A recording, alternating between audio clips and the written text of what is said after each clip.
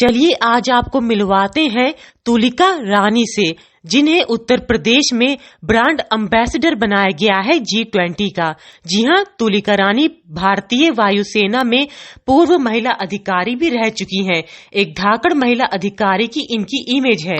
मैं कहूंगी कि क्योंकि इतना बड़ा ऐतिहासिक क्षण है हमारे देश के लिए, हमारे देशवासियों के लिए, तो इसकी जो प्रिपरेशन है बिल्कुल उतने ही जोर शोर से चल रही है।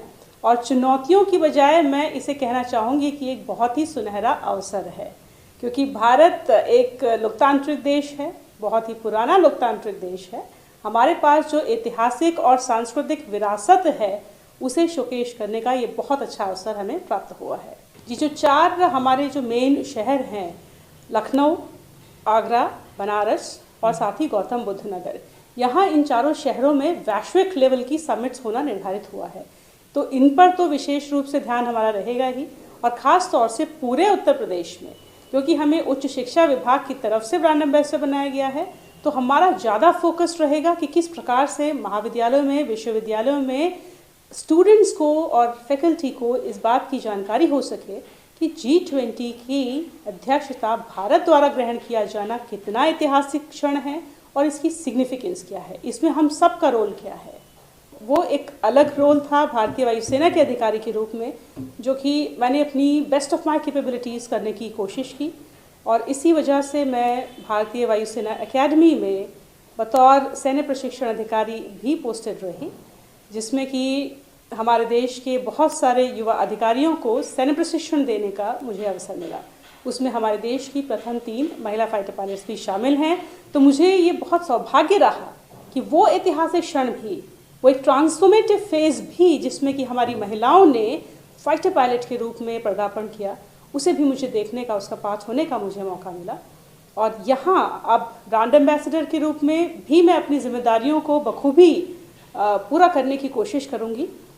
महाविद्यालयों में जाकर और विश्वविद्यालयों में जाकर मैं स्टूडेंट्स को ये बताऊंगी कि किस तरह से G20 का अपना रोल है एक ऐतिहासिक स्तर पर।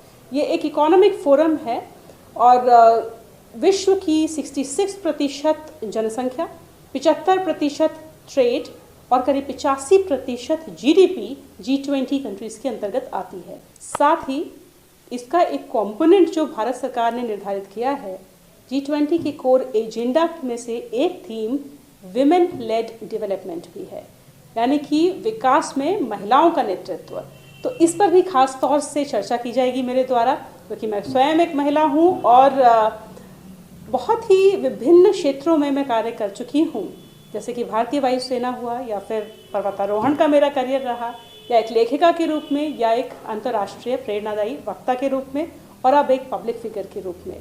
तो महिलाएं किस तरह से अपनी क्षमताओं का उपयोग अपने प्रदेश, अपने घर, अपनी समाज और अपने राष्ट्र, और अल्टीमेटली किस तरह से मानवता के लिए योगदान कर सकती हैं, उस पर भी हम चर्चा करेंगे। तो जहाँ तक पर्वतारोहण की बात है, मैंने अभी तक देश विदेश में 24 पर्वतारोहण और ट्रैकिंग अभियान किए हैं, जिसमें कि मुझे सौभाग्य रहा कि मैं उत्तर प्रदेश से माउंट एवरेस्ट पर सफल आरोहण करने वाली प्रथम महिला हूँ। साथ ही एशिया के सर्वोच्च ज्वालामुखी माउंट दामाबंद पर भारत का तिरंगा लहराने वाली भी प्रथम भारतीय महिला हूँ।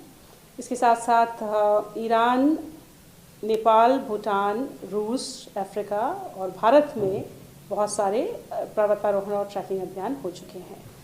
ये किताब हमारे माउंट एवरेस्ट पर आरोहण के विषय में लिखी गई है। इसका टाइटल है beyond that wall, redemption on Everest.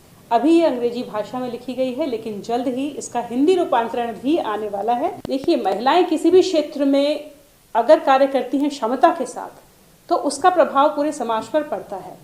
तो वो महिलाएं जो कि घर में ही योगदान देना चाहती हैं, वो पूरी तरह से भावी पीढ़ी को वहाँ भी अच्छे से सशक्त बना सकती हैं, उनके विचार जगा सकती हैं, उनके अंदर वो कॉन्फिडेंस पैदा कर सकती हैं। लखनऊ से अंजलि सिंह राजपूत की रिपोर्ट, न्यूज़ 18।